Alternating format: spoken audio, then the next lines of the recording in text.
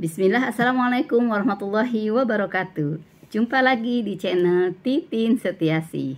Apa kabar teman-teman? Semoga kita semua ada dalam keadaan sehat walafiat dan selalu ada dalam lindungan Allah Subhanahu wa taala. Amin ya rabbal alamin. Kali ini aku akan mereaction video dari Ustadz yang Masya Allah lagi viral. Pasangan muda, Ustadz dan Ustazah yang viral di sosmed ya, berseliweran di TikTok, berseliweran di Instagram, di YouTube. Mungkin kalian sudah tahu ya guys, siapakah mereka? Mereka adalah Ustadz Kohdenis Lim dan Teh Yunda Pratiwi. Mereka sepasang suami istri, pasangan muda yang Masya Allah punya visi misi yang sama.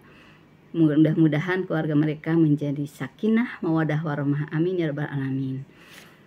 Video ini sebetulnya adalah video dari 2 tahun yang lalu ya guys, tentang menanggapi Omnibus Law dan kepemimpinan di dalam Islam. Kenapa aku mengambil video ini? Karena menurutku situasi saat ini tidak jauh beda dengan situasi 2 tahun yang lalu. Ini sebagai sedikit kontribusi saya dan Anda yang menonton semua ini, baik kita sebagai warga negara ataupun kita sebagai umat muslim, punya kontribusi terhadap negara ini ya. Bagaimana kita menyikapi terhadap kebijakan-kebijakan yang telah diputuskan oleh pemimpin kita. Dan tentu saja insya Allah tahun 2024 ini kita akan memilih pemimpin yang baru, pemilihan pemilu ya guys. Jadi penting bagi kita untuk mengetahui bagaimana sih kepemimpinan di dalam Islam itu. Jadi yuk kita tonton bersama video dari Kohdenis Lim dan Teh Yunda. Selamat menonton. Assalamualaikum warahmatullahi wabarakatuh. Waalaikumsalam warahmatullahi wabarakatuh. Alhamdulillahirabbil alamin. Alhamdulillahilladzi anzala sakinatahu fi qulubil mu'minin liyazdadu imanan ma'a imanihim. Segala puji dan syukur hanya milik Allah Rabb semesta alam, pemilik segala ilmu, sumber segala ilmu. Ya Allah yang kita ketahui pun hanya titipan darinya, mudah baginya untuk mengambilnya dan menambahnya. Mudah-mudahan yang sudah Allah titipkan kita bisa berusaha untuk mendapatkan keridhaannya. Dan salam semoga tercurah di junjungan kita baginda Nabi Muhammad sallallahu alaihi wasallam beserta sahabatnya, keluarganya. Mudah-mudahan Allah golongkan kita nanti jadi hambanya, umatnya yang layak mendapat syafaat dari beliau. Amin. Alhamdulillah, di sore hari, di hari besar ini, hari Jumat yang dirahmati Allah, waktu mustajab doa ya, sore hari asar aja kita bisa kumpul lagi mengkaji ilmu tentang bagaimana kita supaya bisa semakin dekat kepada Allah. Ingat bahwa acara pengajian apapun, bahkan tidak hanya acara pengajian, tidak hanya kajian, kegiatan apapun yang disebut yang sukses adalah yang bisa membuat kita semakin dekat kepada Allah. Mudah-mudahan di sini kita berusaha untuk banyak mengingat Allah, karena hanya dengan mengingat Allah hati kita menjadi tenang. Alhamdulillah, di kesempatan kali ini sudah ditemani oleh narasumber kita, istrinya ya, Ustazah Yunda Pratiwi. Alhamdulillah. Gimana kabarnya? Astagfirullahaladzim. Tolong nanti mau. Assalamualaikum warahmatullahi wabarakatuh teman-teman semuanya. Alhamdulillah hari ini kita sudah bersama dengan Ustadz Denis ya. Insya Allah kita akan tanya-tanya terkait yang lagi booming, yaitu Omnibus Law. Kita sebagai anak muda, kalau kita nggak peduli dengan urusan politik, maka kita berarti akan diatur oleh orang-orang yang mau berpolitik tapi tidak paham terkait dengan syariat. Kita berdua di sini ingin membuka mata teman-teman semua, para pemuda-pemudi, untuk peka terhadap situasi politik hari ini. Karena politik artinya segala urusan umat. Maka dari situlah kita harus mulai berpikir apa kontribusi kita, apa yang bisa kita lakukan untuk menekan mundur segala kebijakan-kebijakan yang banyak menzolimi masyarakat Indonesia tentunya. Bagaimana sih kepemimpinan di dalam Islam itu nanti akan dipaparkan oleh Ko Denis. Karena sekali lagi teman-teman, orang yang cerdas itu adalah orang yang terus-menerus mengkaji Islam. Dia mampu mengaitkan antara fakta dengan informasi sebelumnya. Ketika itu mampu dikaitkan akan menghasilkan pemikiran, dan pemikiran akan menghasilkan pemahaman, dan pemahaman akan menghasilkan tingkah laku. Maka wajar hari ini kebijakan pemerintah hari ini tingkah lakunya, kebijakannya, buahnya seperti ini. Karena mereka paham fakta bahwasannya mungkin ekonomi kita menurun, kita mungkin banyak hutang, tapi mereka tidak melihat informasi sebelumnya bahwasannya Islam pernah berjaya 2/3 dunia. Dan kemudian bagaimana kepemimpinan di dalam Islam yang seharusnya dan apa solusinya. Kita nggak ngomongin cuma kebobrokan ya, tapi kita juga menghadirkan solusi. Dan anak muda, apa solusi yang bisa kalian ambil? Langsung aja kita tanya-tanya sama Ko Denis, bagaimana kepemimpinan di dalam Islam yang seharusnya. Betul, Ustaz. Bismillahirrahmanirrahim. Islam sebagai agama yang rahmatan lil alamin, juga kita berarti harus menjadi rahmat, di mana jika terjadi kezaliman itu tidak melulu karena banyak orang jahat, tapi terjadi karena orang-orang baiknya pada diam saja. Maka bagi yang sudah Allah pilih untuk paham tentang ilmu, maka ketika melihat saudara kita dizolimi, kita bisa mencegah dengan tangan kita. Jika tidak sanggup dengan ucapan kita, lisan kita, jika tidak sanggup pun lebih laginya dengan hati kita. Kita ingkari dengan hati kita. Maka kalau kita bicara tentang kepemimpinan ya, di dalam Islam, kepemimpinan itu keteladanan ya. Dan ingat kalau Rasulullah SAW bersabda yang maknanya, beliau pernah mengingatkan bahwa setiap orang dari diri kita itu seluruhnya adalah pemimpin. Ya, termasuk bahkan perempuan. Ya, perempuan akan menjadi kepala sekolah bagi madrasah pertama anak-anak. Madrasatul Ula. Maka itu juga akan menjadi pemimpin. Walaupun mungkin yang dipimpinnya hanya satu orang, tapi tetap akan memimpin. Dan kepemimpinan ini akan dimintai pertanggungjawaban. Betul. Ya, dan kita dulu pernah bahas bahwa seluruh nikmat dari Allah belum tentu jadi nikmat. Ya. Bahkan bisa jadi pisau bermata dua. Jika tidak menjadi kebaikan malah bisa jadi keburukan. Termasuk di dalamnya kepemimpinan di sini jabatan. Ya. Di hadis riwayat Tirmidzi, saya langsung ke artinya, kalau Rasulullah bersabda, artinya orang yang paling Rasulullah cintai, orang yang paling Allah cintai nanti di hari akhir itu adalah orang yang seorang pemimpin yang adil. Sebaliknya pemimpin yang paling beliau orang yang paling beliau benci, manusia yang paling Allah benci adalah orang yang pemimpin yang tidak adil. Atau di hadis yang lain yang kita pernah dengar pasti, ini masyhur riwayatnya, dari tentang kisah menceritakan 7 golongan orang yang akan mendapat naungan di mana hari itu nggak ada naungan ya. Nomor satunya adalah pemimpin yang adil. Ya. Karena luar biasa dalam kepemimpinan itu, kalau kita menggunakan kepemimpinan dengan mengambil keputusan yang dengan keputusan itu orang jadi tambah dekat dengan Al-Quran. Kepemimpinan apa yang paling baik adalah kepemimpinan yang membuat dirinya dan orang yang dipimpinnya jadi tambah dekat kepada Allah. Nomor 2, pemuda atau pemudi, muda yang menghabiskan waktunya untuk beribadah. Ya. Allah, pemuda yang wah, ini anak-anak yang dari kecil udah terbiasa untuk beribadah, walaupun mungkin dia nggak suka. Capek, aku malas ngaji, gimana segala macam. Tapi kalau misalkan dikondisikan di mana agar supaya anak itu selalu tetap dalam ketaatan, itu nanti masya Allah bisa jadi teman-teman yang enak-enakan bisa main game tiap hari sama mereka. Pemimpin yang adil, lalu anak muda yang tumbuh besar dalam ketaatan kepada Allah. 3, orang yang hatinya terpaut ke masjid. Masya Allah, orang Rasulullah dulu ketika pertama kali nyampe Madinah hijrah, jangankan nyari tempat tinggal untuk dirinya sendiri, enggak ya. Yang pertama diurusin masjid dulu. Dan di masjid dulu bahkan latihan panah, ya, rapat syuro di sana. Jual beli mah jangan ya, di luarnya boleh. Tapi itu jadi sumber peradaban. ya. Kadang miris kalau misalkan ada anak-anak kecil udah dimarahin terus sama bapak-bapak di masjid. Akhirnya anak-anak ini jadi malas. Padahal demi Allah ketika nanti masjidnya sepi dan anak-anak ini tumbuh gede jadi remaja, kita yang tua-tua bakal berharap bukan kita, ini masih muda ya. Yang tua-tua seperti saya bakal berharap yang muda-muda tuh bakal pengen ke masjid. Tapi bisa jadi mereka trauma di masjid mas saya dimarahin terus. Akhirnya jadi nggak mau ke masjid. Sayang ya. Orang yang mencintai karena Allah dan dipisahkan juga karena Allah. Ya.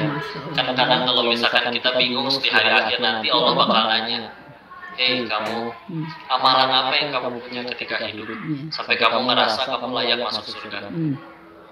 Bingung tuh kita bisa jadi sholat kita yang sekali sholat kadang cuma 3 menit atau bahkan kurang, dan setengah atau bahkan lebihnya kita ingat kepada Allah. Mikirin utang, mikirin cicilan, mikirin pengen belanja apa, mikirin cilor, mikirin segala macam, ya, apapun ya. Bagaimana itu bisa mengantarkan ke surga? Tapi ternyata caranya ada.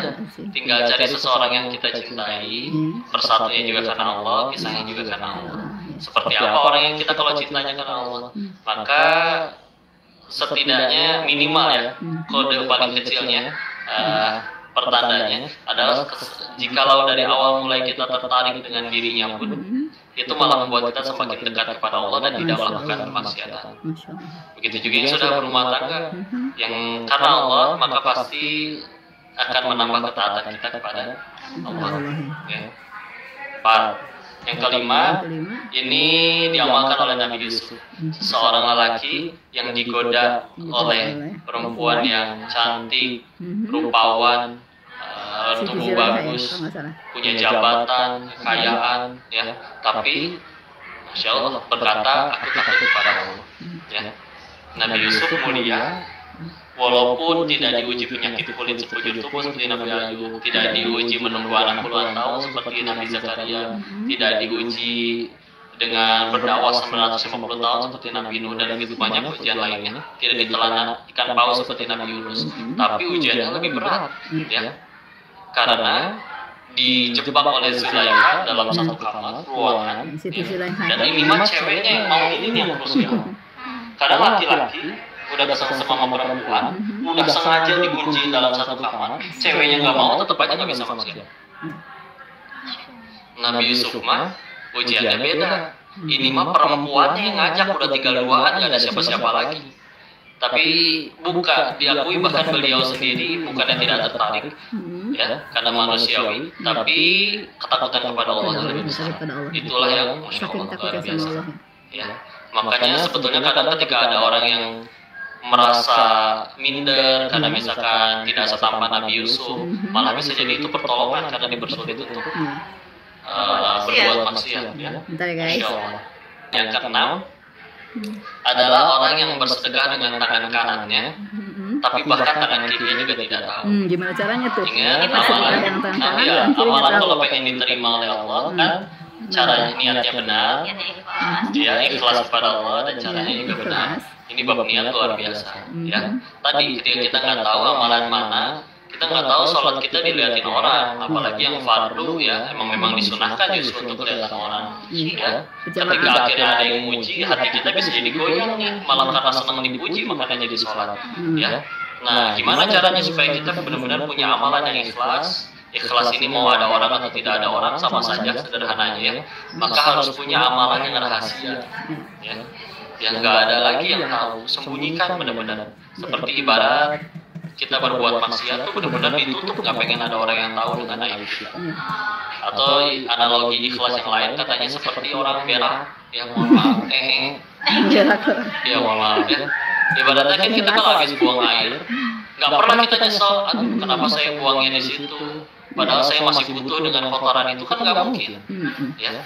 Tapi kalau misalkan kita tentang bab duit, ya Allah, udah gitu ketika udah ketemu seseorang di lampu merah dan kita berikan, pas akhirnya mau jajan, jadi nyesal pas mau jajan, ya tadi duitnya udah kepake. Walaupun nggak bilang kata menyesal, tapi dari iyahnya itu aja juga udah ada penyesalan. Dan ini keikhlasan mahal. Harus bisa mungkin harus punya amalan rahasia, apapun, ya. Mau sedekah kek, mau zikir yang rahasia, contoh la ilaha illallah terus-terusan ini paling mudah dirahasiakan. Karena kalau zikir yang lain, subhanallah mulutnya gerak, alhamdulillah, Allahu akbar, la ilaha illallah mah bisa kayak gini, la ilaha illallah, la ilaha illallah. Karena yang gerak lidah di dalam bibirnya. Jadi rahasia tidak ada yang tahu ya. Yang ketujuh adalah orang yang dalam kesendiriannya meneteskan air mata karena ingat kepada Allah. Wah, itu mahal.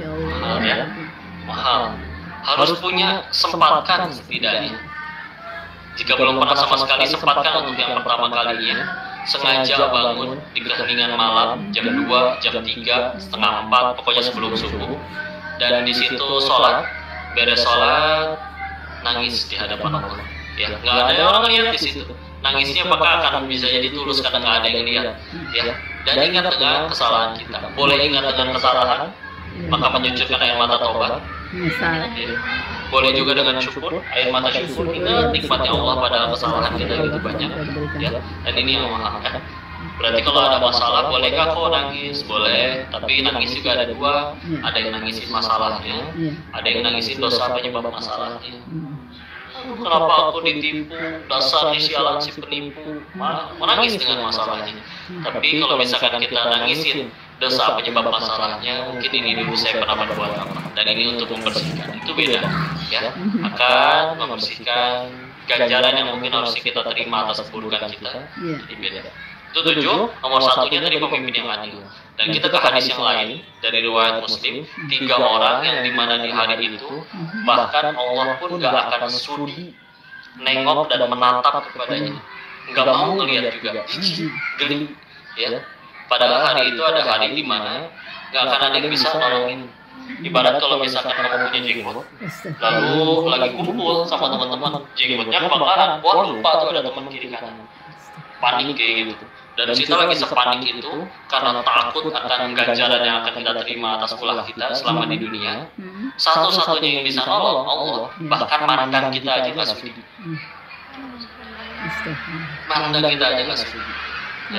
Dan itu 3 dari salah satu dari tiga tersebut, salah satunya adalah pemimpin yang berdusta pada yang dipimpinnya. Ya.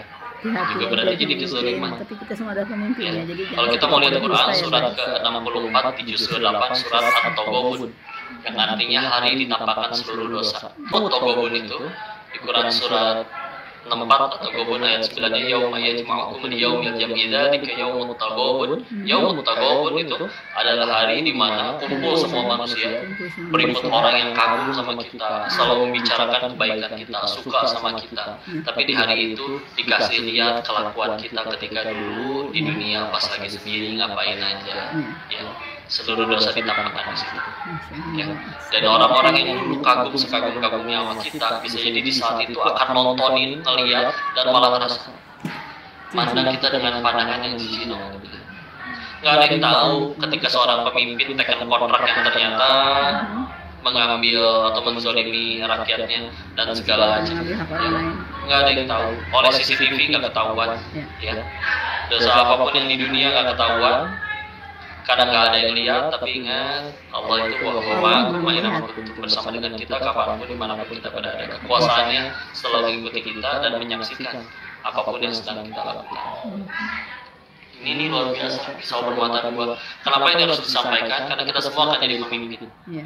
Ya. Kita semua jadi pemimpin. Ini Umi akan menjadi madrasah. Pemimpin-pemimpin zaman dulu, Abdurrahman bin Auf ketika ditawari, nggak ada yang ngajuin diri. Kalau sekarang mah ngajuin ya. Kalau misalkan pemimpin zaman dulu tidak ngajuin, Abdurrahman bin Auf ketika ditawari menjadi khalifah, ya, maka yang pertama terucap dari lisannya, karena berat. Assalamualaikum warahmatullahi wabarakatuh. Masya Allah. Ada pertanyaan sekaligus ya sampai kita bahas, gimana caranya menegakkan keadilan sementara kita berada di lingkungan yang zalim yang penuh konflik dan tekanan. Gimana tuh Ustaz? Gimana tuh? Gimana caranya menegakkan keadilan sementara kita berada di lingkungan yang zalim yang penuh politik dan tekanan? Bismillahirrahmanirrahim. Yang pertama adalah kita kuatkan akidah kita dulu, teman-teman. Ya, karena memang apapun itu dimulai oleh diri kita dulu kan. Sebelum kita menyampaikan kepada orang lain, bagaimana mungkin kita mau mengajak orang lain kepada jalan yang kita rasa benar, sementara kita sendiri belum yakin kalau jalan ini benar. Mohon maaf, kita bilang bahwasanya udah nggak usah ikut berpolitik karena politik kotor dan lain sebagainya. Tapi kita menunjukkan bahwasan perilaku kita yang acuh tak acuh kepada apapun itu, semaunya terhadap diri kita sendiri. Bahkan mohon maaf dengan teman-teman sekitar, kepada orang tua, akhlak kita kurang bagus gitu. Maka bagaimana caranya? Dimulai dari penanaman akidah yang kuat dulu kepada diri kita, keyakinan kita kepada Allah. Bagaimana? Kemudian yang kedua adalah terus-menerus mengkaji Islam. Perlu ilmunya. Yang kedua perlu ilmu. Terus-menerus mengkaji Islam. Maka tadi di awal sudah sampaikan, orang yang cerdas itu adalah orang yang mampu mengaitkan antara fakta hari ini. Ya, fakta hari ini kan beragam ya, dengan segala macam keruwitan, kerusakan, hoax, kebijakan yang zalim dan sebagainya, itu adalah fakta. Orang yang cerdas mampu mengaitkan hal ini, fakta ini, dengan informasi sebelumnya. Pertanyaannya, bagaimana kita tahu informasi sebelumnya kalau kita nggak mengkaji Islam secara terus-menerus? Kan kita nggak mungkin ya sekali mengaji langsung tahu ribuan hadis, ribuan dalil dalam Al-Quran, nggak bisa. Kita butuh untuk terus-menerus mengkaji. Ya, maka di sini ketika kita tahu informasi sebelumnya itu ada di dalam Al-Quran dan As-Sunnah, ini mengharuskan kita terus-menerus mengkaji Islam. Sampai kapan? Sampai nanti kita wafat. Kemudian, bagaimana menegakkan keadilan saat semuanya sudah zalim? Ya, maka mulai dari hal-hal kecil. Ya, apapun kontribusimu, lakukan. Kalau kamu seorang penulis, tulislah berdasarkan hati nurani dan tulislah kebenaran fakta hari ini. Misal kamu tahu tentang sejarah, bahwasannya sejarah itu banyak sekali ditutup-tutupi. Tulislah tentang sejarah yang berdasar hati nurani, yang berdasar dengan kebenaran. Ya, tulislah dengan akal sehat, tulislah dengan dalil yang ada di dalam Al-Quran, hadis yang ada diriwayatkan, tulis dengan itu. Kalau kamu seorang editor, kalau kamu berada di belakang layar dakwah, maka kamu bisa edit video, yang itu video itu akan menekan mundur hoax, akan menekan mundur segala kebijakan-kebijakan yang ada. Dengan video itu, para penguasa akan melihat anak muda udah mulai sadar, anak muda udah nggak bisa dibohongi lagi, tidak mudah ditipu-tipu lagi, kita sudah mulai sadar. Maka yang bisa kita lakukan hal kecil, apapun itu. Berperanlah. Jangan mau hanya sebagai penonton yang saya nggak suka kezaliman ini, saya nggak suka kezaliman, tapi kita tidak melakukan apapun. Kalau kamu aktif di sosial media, buat konten-konten yang menarik, ajak orang lain untuk berpikir supaya mereka tahu apa yang terjadi hari ini, dan tawarkan solusinya. Dan bagaimana cara kita tahu solusinya? Yaitu dengan mengkaji Islam, karena solusinya hanya ada di Islam. Islam sebagai problem solving, mau apapun masalahnya. Hari ini masalah pangan, masalah COVID, masalah pilkada, masalah hari ini Indonesia banyak utangnya, semua itu ada di dalam Islam. Masalahnya yang kompleks hari ini adalah pemimpin kita tidak mau kenal dengan Islam. Tapi apakah kita akan terus-menerus menghujatnya? Tidak. Kita sebagai umat hari ini, kalau ada satu doa yang bisa kita selipkan, itu adalah untuk pemimpin kita. Kalau ada satu hal yang bisa kita lakukan, itu adalah berbicara dengan pemimpin kita. Karena kita menyayanginya, kita tahu dia sedang sakit sebenarnya, dan dia sedang kebingungan mencari solusinya. Permasalahannya, ketika kita mau berbicara, dia enggan untuk mendengarkan kita atau bahkan sharing pendapat, pemikiran kita sebagai anak muda.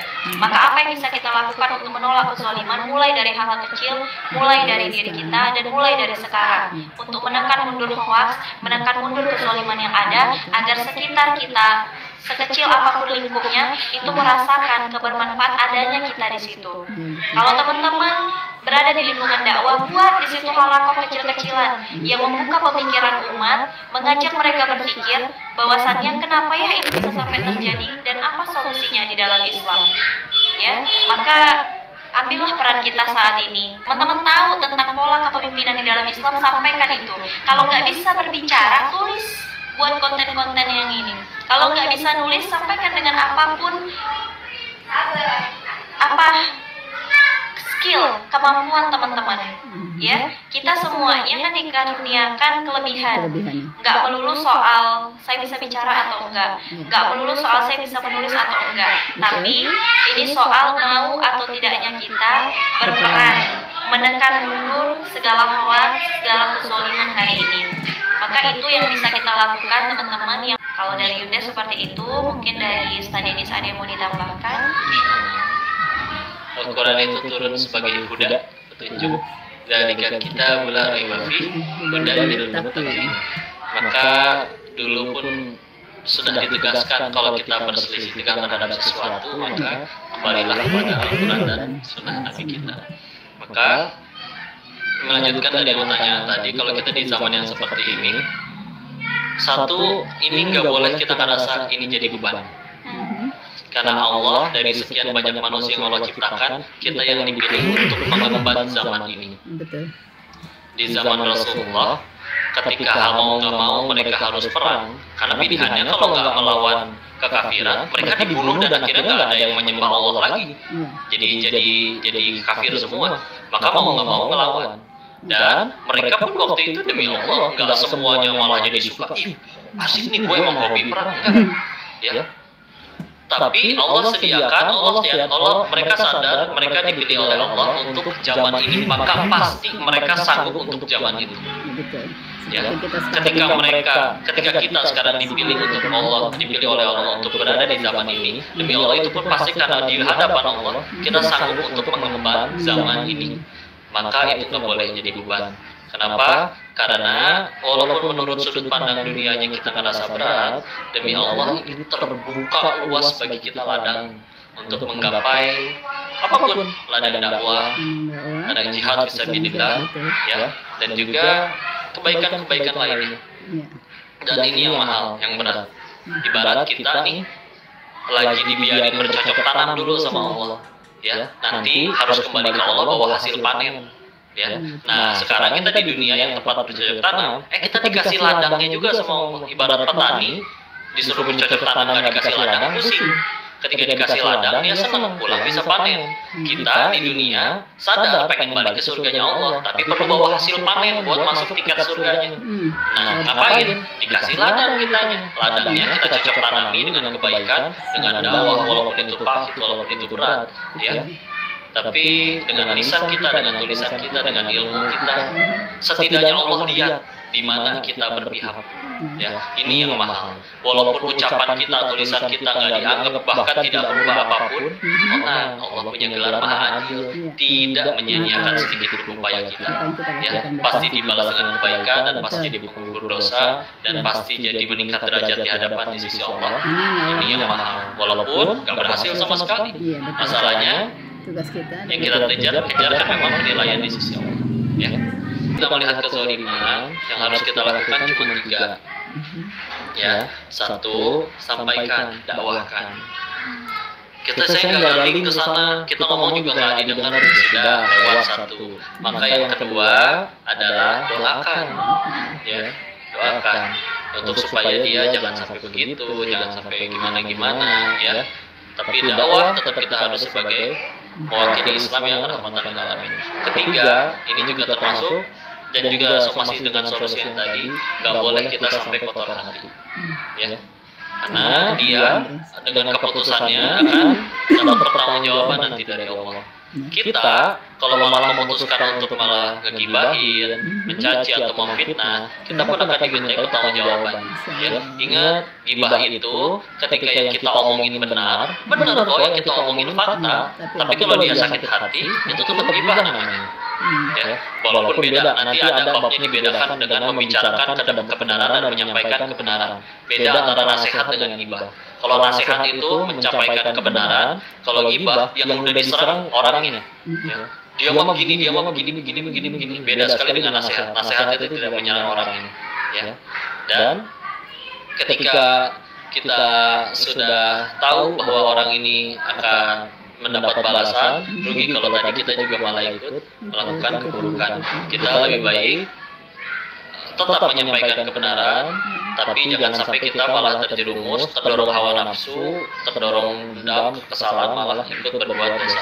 Demi Allah kita harus berhati-hati pelan-pelan supaya bisa tahu yang kita lakukan tidak ada gelincir dosa. Gimana itu supaya kita tahu yang kita lakukan ini tetap nasihat bukan gibah? Itu adalah perlu ilmu, tadi sudah disampaikan oleh saya. Ya. Nah, gibah kalau sampai digibahin kita juga jadi dosa. Kalau yang ternyata kita sampaikan salah, nggak benar, maka sama aja jadi fitnah, lebih besar lagi dosanya. Ya. Bagaimana menyikapi ulama dan doakan kita sampaikan. Jikalau Allah izinkan dengan kita semakin dalam ilmunya, nanti akhirnya kita yang maju diberi amanah untuk memegang tampuk kepemimpinan, tinggal berarti kita yang berusaha agar kepemimpinan ini membuat banyak orang semakin dekat kepada Allah. Ingat, kepemimpinan apa yang sukses, yaitu kepemimpinan yang banyak membuat orangnya tambah dekat kepada Allah. Bukan yang berhasil membuat seorang yang makmur kaya, bukan yang berhasil membuat semua orangnya tambah sukses, tambah gampang bisnisnya, enggak. Ditambah dekat kepada Allah. Ya. Dan memang disayangkan ketika kondisi Indonesia seperti ini, jangan sampai yang tahu ilmu, yang tahu yang paling baik menurut manusia karena sudah hafal Al-Quran, tahu hadis, malah anti, ya. Karena nanti kalau anti, yang ngurusin kitanya malah jadi orang yang nggak paham, yang ngikutin nafsu. Tadinya mungkin nggak ngikutin nafsu, tapi udah ketemu aksesoris dunia, bisa jadi berubah pikiran. Dan ini nasihat kita terakhirnya sekaligus penutup. Salah seorang guru menasihati, jikalau hidup kita ini cuma disisakan tinggal satu doa lagi, kita seumur hidup ini cuma tinggal satu doa lagi yang bisa kita munajatkan, maka beliau menasihati doakan pemimpin kita. Ya. Dan di imam-imam Masjidil Haram, di Madinah juga di Arab, udah rutin setiap kali berdoa itu mendoakan pemimpin. Ya. Nah, doanya seperti apa? Doakan minta supaya dia karuniai pemimpin yang berpegang teguh pada Al-Quran dan Sunnah, dan juga minta pemimpin yang benar-benar takut sama Allah. Alhamdulillah, kita sudah sampai menjelang waktu maghrib. Mudah-mudahan diskusi kita kali ini Allah turunkan keridhaan dan bisa jadi manfaat. Insya Allah di pertemuan berikutnya kita bisa lanjut berdiskusi ataupun nanti bisa menghubungi langsung melalui Instagram dan sebagainya. Yang pasti tujuannya, ingat, ketika kita ingin melakukan sesuatu, satu hal yang harus kita tanyakan, yang akan saya lakukan ini Allah suka nggak? Mudah-mudahan. Dan akan membuat kita dan orang lain tambah dekat nggak sama Allah. Itu adalah yang jadi ininya. Ya, karena kalau misalkan tidak itu yang kita tanyakan, maka berarti keputusannya berasal dari mana? Hawa nafsu, rusak nanti. Ya. Kita nasihati, kita jadikan ini manfaat, tambah dekat kepada Allah, tidak ada yang sia-sia, walaupun kita ngerasa udah berjuang dan tidak ada hasilnya dan malah merasa gagal, tidak ada yang sia-sia, Allah tetap tidak menyia-nyiakan. Yang kita ingat, yang kita kejar, ingat penilaian di sisi Allah, bukan penilaian di sisi makhluk. Ya, oke. Kita sama-sama tutup dengan kalimat hamdalah. Alhamdulillahirabbil alamin. Istighfar 3 kali. Astagfirullahaladzim, astagfirullahaladzim, astagfirullahaladzim, dan doa kepada majelis. Subhanallah wa bihamdika, asyhadu an la ilaha illa anta, astaghfiruka wa atubu ilaik. Mohon maaf atas ada kesalahan yang disampaikan mungkin dari penyampaiannya tadi. Murni atas kekurangan diri sebagai hamba. Dan jika ada kebaikan, murni pasti datangnya dari kesempurnaan Allah yang kita bersyukur kepadanya. Akhir kalam, wabillahi taufiq wal hidayah. Assalamualaikum warahmatullahi wabarakatuh. Waalaikumsalam warahmatullahi wabarakatuh. Demikian ya guys penjelasan dari Koh Denis Lim dan Teh Yunda Pratiwi. Mudah-mudahan dapat menambah ilmu pengetahuan bagi kita bagaimana kepemimpinan dalam Islam dan bagaimana cara kita menyikapi suatu kebijakan yang mungkin kita rasakan kontra dengan kita. Saya sarankan sebaiknya tonton video fullnya, linknya sudah saya share di description agar tidak timbul salah paham. Terima kasih kepada Anda yang telah menonton video ini sampai detik ini. Saya doakan semoga kita semua ada dalam keadaan sehat walafiat, dimudahkan segala urusan oleh Allah Subhanahu wa taala, dan dukung channel ini dengan cara like, comment, share, dan subscribe bagi Anda yang belum subscribe. Saya Titi Setiasih pamit undur diri. Assalamualaikum warahmatullahi wabarakatuh.